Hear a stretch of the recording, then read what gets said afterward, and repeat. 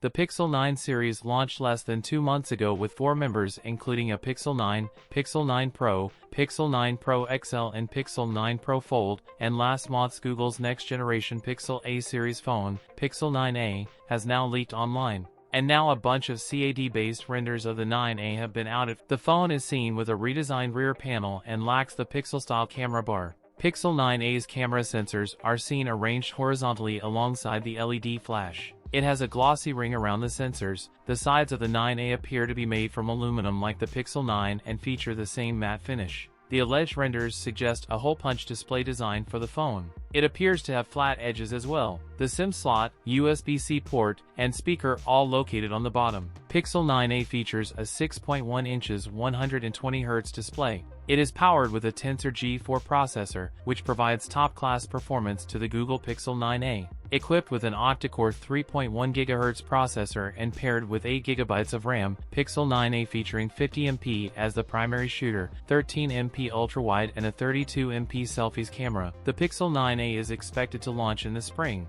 and it will be available in 4 colors, including a new silver color option. That's it for today's video. If you enjoyed it, don't forget to like, comment, and subscribe for more content. Thanks for watching, and I'll see you in the next one.